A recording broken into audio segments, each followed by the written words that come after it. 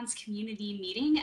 So far today, we've got Andreas, myself, Sylvan, Mike, and Xander's on. It looks like Xander's here with audio.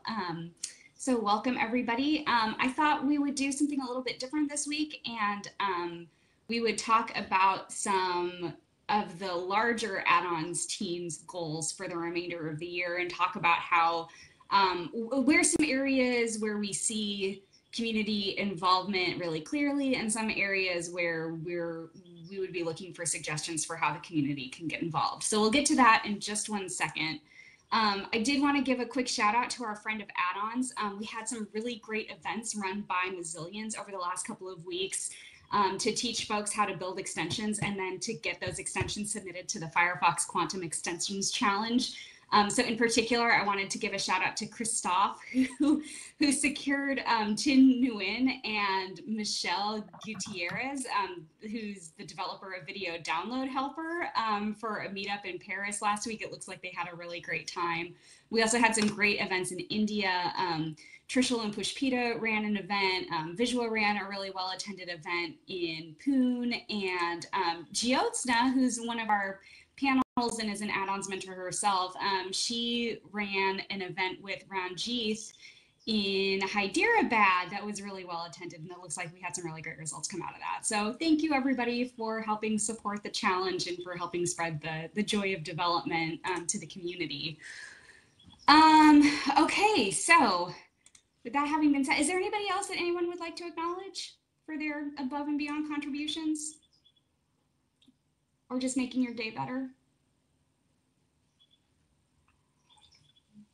Okay, well, y'all make my days better every day, so I'll just throw that out there. All right, so with that having been said, let's dive into some of our goals. So just as a quick bit of history, context rather, these goals came out of a product management meeting that happened a couple of weeks ago with all of the product managers from the greater add-ons community. So this includes UX, consumer marketing, product management. So that's Mike for web extensions, APIs, Jorge for AMO, Amy for community, like greater community and product,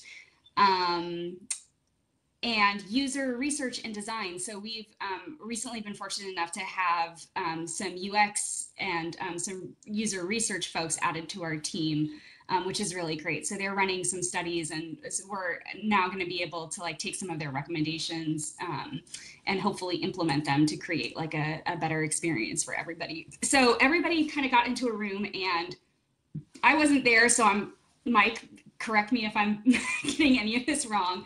And there were a lot of sticky notes, and basically what happened is the entire group mapped out the process, like the entire add-ons ecosystem. So including like development, end users, like how you discover add-ons, how add-ons get submitted, how add-ons get reviewed, how users discover them, why users stick with it.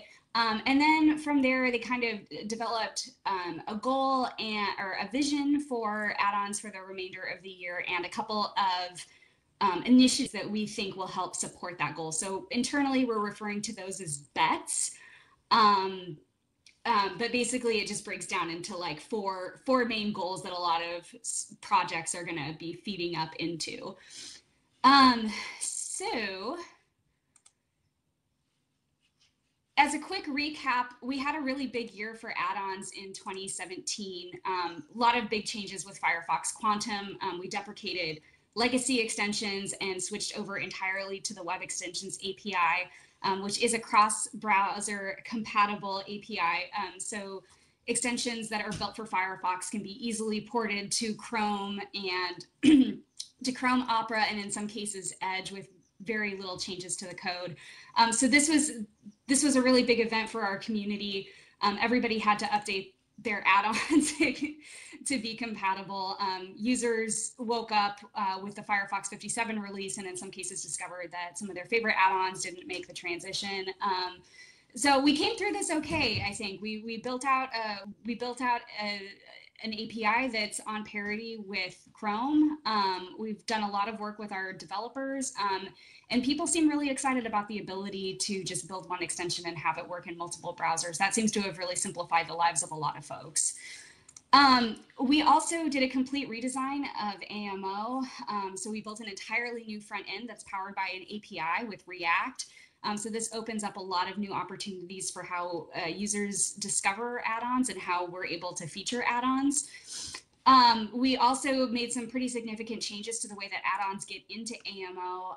So we transitioned to an auto approval process where add-ons get submitted, get a risk assessment score, and then go into a review, a manual review queue based on that risk assessment score. So one of the key things there was that we wanted to make sure that developers weren't having to wait 2 to 6 months in order to get their extension reviewed. We heard a lot of complaints from folks that was far too long for them. And especially if you wait for that long and then find out that your extension has been rejected because it's not compliant with one of our policies, that was a really bad experience. So we wanted to be able to speed up the time that extensions were available for end users on AMO. And the other great thing that I wanted to call out about 2017 was that we had a lot of really strong community participation. In addition to kind of our longstanding add-ons community, which has been around for 15 years and has been really integral to the innovation and development of Firefox as a product, we had a lot of strong members in the community go out and start teaching folks how to build extensions. So we had a lot of great advocates. Trishul, Santosh, and Visual were really instrumental in getting the Activate campaign launched, which is the goal of the Activate campaign is to get developers comfortable with developing browser extensions so we can grow that community. We had a lot of really we had a lot of interested folks who are interested in joining the add-on reviewer team. Our add-on reviewer team continues to remain strong. There's a lot of really great folks there who are very committed. We've got 2 of them with us today, so not too much needs to be said. And we started to see an uptick in participation in folks who wanted to participate in the featured add-ons advisory board, which is really great. So really solid foundation for the future. It felt like last year was a really big push to get to that 57 finish line, but that was really just kind of the beginning of our journey into this new era of Firefox. So that with keeping 2017 in mind, I think we can talk a little bit about our 2018 goals and in particular what our 2018 vision for add-ons is. So the big thing that the group took away from the workshop a couple weeks ago was that was this overarching vision that 6 months from now, add-ons will be a reason why users choose and use Firefox. We have a little bit of data to support this. We know that add-ons users in general tend to stick around with Firefox longer than other users. So we think that add-ons are like a really compelling piece of the story and a piece that maybe is missing from some critical places where users can discover add-ons and be able to really fall in love with them and then stick around with Firefox. So one of the key things that we're going to be focusing on this year is driving Firefox downloads with add-ons. And there's a couple areas where we can do this that maybe we could pay a little bit more, sorry, not that we could pay more attention to, but areas that we can focus on that maybe haven't necessarily been focused on in the past. So we want extension add-ons to be part of marketing messages. So when marketing talks about Firefox as a product, add-ons is going to be a part of that message. We're talking about a version of Firefox with add-ons installed. The acronym for that's being thrown around right now is FAI. So Firefox with add-ons installed is a prepackaged version of Firefox that comes preloaded with certain extensions. So we think that if we wanted to tell users you can get Firefox or you can get the version of Firefox that already has an ad blocker installed in it, we think users will be like, oh, that sounds like a really great feature and be more likely to download that product. And that'll just, because it's preloaded, they won't have to go and search for something. It'll just come with that functionality that they want. We've noticed that CEO has been kind of a problem for us. And we really started noticing that when we were gearing up for the 57 transition. So we want to strengthen our CEO search results for Firefox add-ons. What we're noticing now is that if you search for add-ons, in a lot of cases, CEO will rank Chrome Store above Firefox. So you either end up with Chrome or you end up with incompatible extensions in Firefox. So our marketing team is going to be really helpful in figuring out how we can optimize for CEO or for SEO so that we can start bumping valid Firefox extensions to the top of those search results lists when you go looking for an extension to fit a certain browser need. And then the last thing we're thinking about doing is renaming and rebranding AMO. And the idea for this came out of a conversation that a lot of users are very confused about the terminology surrounding add-ons. We have a lot of terms kind of in the mix, like plugins, add-ons, extensions, themes, like what does it mean? What do they do?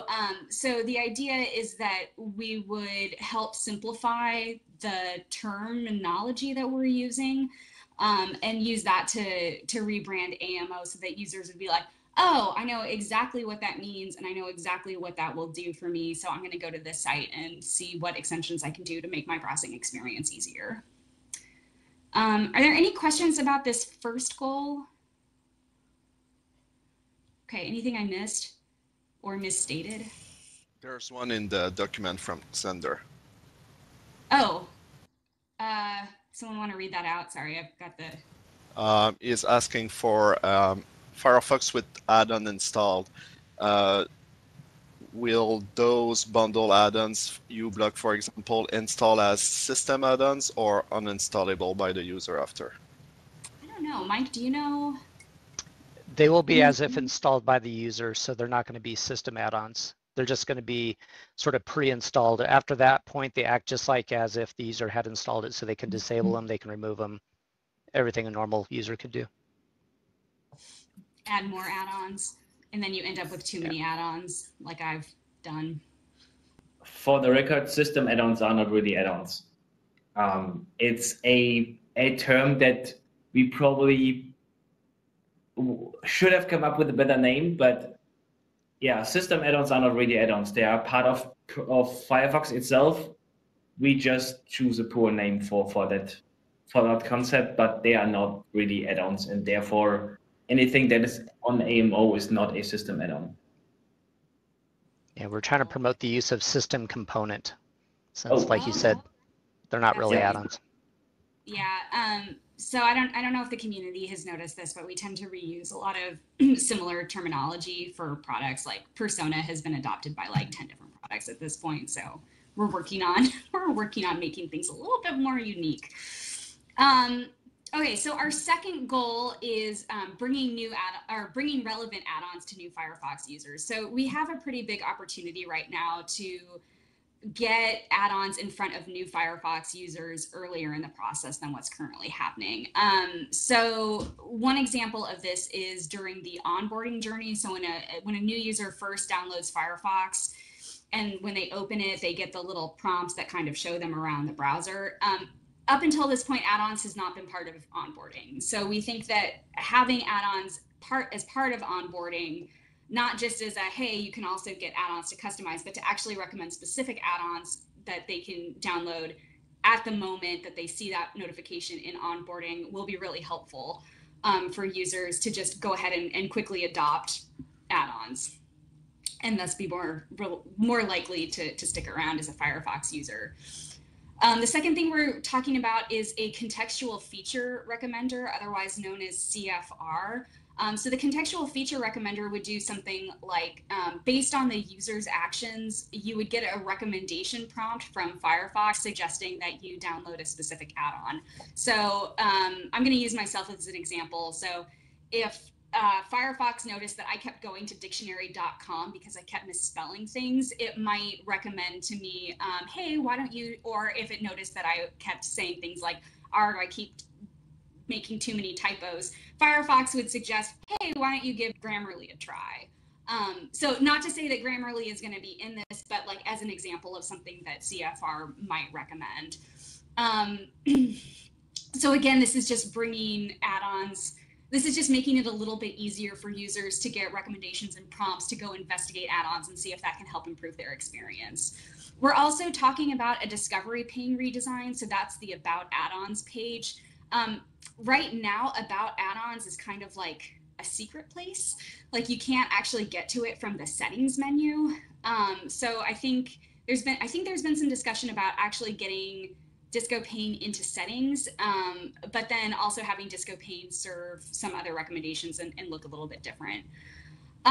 We're also talking about getting in with Activity Stream. So Activity Stream will provide some interesting content to users when they open new tabs. I think I'm saying that right. So one of the things that a new tab could do then is prompt users to take a look at a recommended extension when they go to navigate to a new tab. And same thing, like if you go to AMO, maybe we could show recommended add-ons on AMO that's kind of above and beyond the current featured list. All right, any questions on these?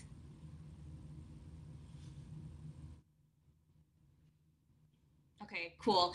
I wish I knew a little bit more about what was going on with the Disco Pane redesign, but I think what I'll try to do in future community meetings is invite people in to share out kind of like a deeper dive of what some of these projects actually entail. I think that would be helpful. So our third major goal is that we want to help users understand the benefits of specific extensions. So what we've done in the last year that I've been here, we've talked a lot about add-ons kind of as like this broad thing. So when we talk about add-ons, we talk about add-ons are a really great thing that helps you customize the browser, but we haven't really talked about specific extensions and how specific extensions will help users improve their experience. So there's a couple of different components to this goal. One of them is that we want to help developers improve the listings of their add-ons so that the listing of the add-on specifically calls out exactly what the add-on is going to do for the user. That'll be helpful so you don't just stumble across an add-on. You're like, I don't really know what it does. I don't really know if this is going to meet my needs. It's just kind of hanging out there. So we want to help developers be able to market their add-ons better to end users who are searching for something that's going to help them out. Another thing we want to do is surface editorial criteria in the submission flow. So if we pop up something to a developer who might be interested in having their add-on featured or in some specific way, either on the featured add-ons list or through some other featured mechanism, the developer would be able to see that at the time that they're submitting, keep that in mind, and start working towards that goal if that's something that they're interested in. So we would be a little bit more transparent about how add-ons can be featured and what developers can do to get their add-on in some sort of featured status. We'll also be identifying add-ons for experiments.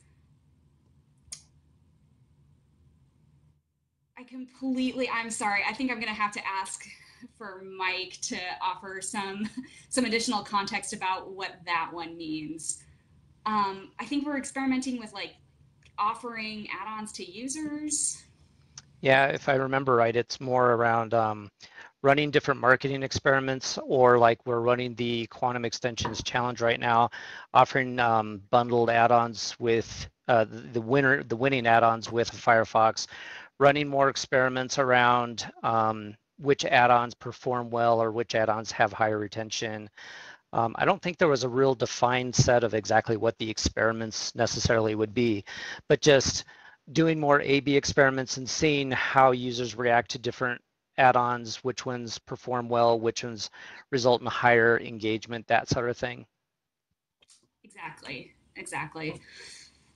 So yeah, so the defining the experiments is going to be, I think, something that's going to be up in the next couple of weeks.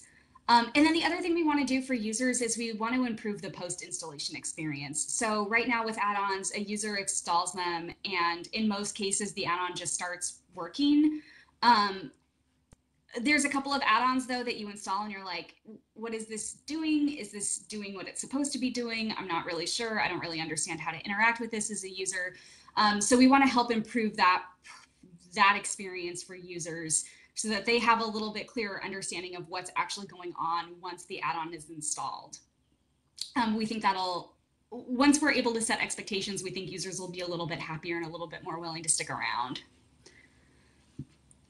Any questions about this goal or comments?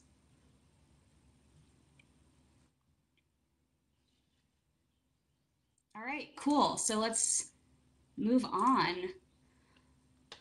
And then finally, one of our other big goals this year is to improve the developer experience. So developers are a critical part of the add-ons ecosystem. And it's a part that we could do some pretty significant improvements for. So we've identified a couple of barriers to add-on development. One of them is that there's a lot of information out there about how to develop extensions for Firefox. It's not always easily findable. So one of the things we want to do is we want to build a developer launchpad. So really build out kind of this developer hub experience that's already on AMO, and use the developer launchpad as a single point of instruction and a single point where we can direct developers for resources and other information for how to develop extensions. Part of this conversation is also that there's been some ongoing conversations over at MDN Web Docs about wanting MDN Web Docs to really serve kind of the entire web ecosystem and not just Mozilla specific projects. So because add-on development is kind of like in a Firefox workflow, they're kind of interested in having us find our own home. So this developer launchpad would be kind of the next logical target for making MDN a little bit, giving MDN back some real estate so that they can make sure that their product fulfills their mission, and to also let us just have a dedicated space where we can easily point developers to. Mike and I and David Durst, we're going to be working on release stories. So what that means is that we're going to be telling add-on stories for every release of Firefox. So right now, Mike's doing a really great job of previewing what APIs are coming out with each new release of Firefox. The release stories are really going to build on that and just make developers a little bit more aware of what's coming up in future releases and how that can impact add-on development and the extensions ecosystem. We're also going to be doing some outreach to Chrome developers. So this is probably one of our biggest opportunities this year, is to do some really targeted outreach to our friends over who have extensions over at Chrome and get them to port their extensions over to Firefox. One of the things behind that is we think that some users are reluctant to leave browsers if they think that they're leaving their favorite features in the shape of add-ons behind. So if we make those favorite extensions from Chrome available on Firefox, we think that more users will be interested in giving Firefox a try and maybe falling in love with it and staying with it. And then the other thing we want to do is just kind of help plant the seed in more web developers that browser extensions are totally awesome and definitely something they can do. So one of the things we want to work with our partners over in developer marketing is to see if we can start surfacing some extension development information over in Firefox Dev Edition. That might come in the form of snippets. So when you're going through your Firefox Developer Edition onboarding experience, you start seeing information about extension development, and as a web developer, you're like, oh, hey, I know JavaScript and HTML and CSS. I can probably do this. And then they'll fall in love and build some wonderful extensions. All right, any questions about the developer experience and how we want to make it better? Especially since we've got some developers in the room. How do you think you'll manage to outreach the developers on Chrome? Are you going to go to the Chrome Web Store and find out contact emails and yeah? Yeah, I think it's going to be a lot of manual labor. Yeah, I think it's just going to be a lot of manual labor. We do have some information about about extensions that are currently on the Chrome store, like what their ratings are, what their APIs are. And, you know, I think that part of this is also going to be, I think there might still be a couple missing APIs in Firefox that we might need to get implemented before we can get some of the heavy Chrome folks over. But we do know that there's a number of them right now that could port to Firefox with minimal changes very easily. We just kind of have to be friendly and reach out to them. So I think it's going to be largely personal contact. Yeah. Any other comments about this? Oh gosh, I'm running out of time. Okay, I'll wrap this up really quickly. So we had a couple ideas of how the community can get involved. I think it would be really awesome to have the community help decide which add-ons should be recommended through our experiments, and to make sure that we're conducting our experiments in a not creepy way. We don't want any Mr. Robots happening. Community has been awesome about helping creating and maintain development documentation. I think having more hands on deck in that area and helping advocate for the developer launchpad will be really great when we can get that up and going. We've seen a number of community members reaching out to Chrome developers to encourage them to port to Chrome. Definitely want to encourage that. And if there's anything else we can do to help that out, I'd love to do that. And if anything else sounds interesting, or if any community members want to get more involved with some of these projects, just let me know. I'd love to see how we can collaborate and get you on board with this. I think that'd be really exciting.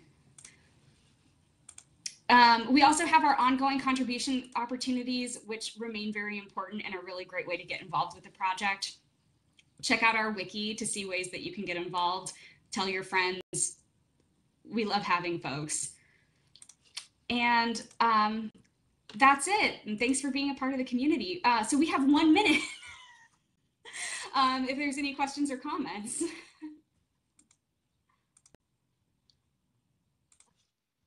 Yeah, that was great, Caitlin. It was really nice to have that overview. Well done. Okay. Would you mind linking the slides from or adding the link to the slides to the document? Totally. I can definitely do that. Yeah, and so like I mentioned earlier, the goal is to have folks actually come in and present on some of these projects at upcoming meetings, and I'll try to buy a little bit more time to talk about other stuff as well. But yeah, so that's what we're going to be working on for the rest of the year. It's pretty exciting. Okay, cool. So if that's it, I think we're at time, unless anybody else wants to continue hanging out. But otherwise, thanks for joining us today, and we really look forward to collaborating with you, and it's good seeing your faces. Thanks, Caitlin. Thanks, Caitlin. Bye.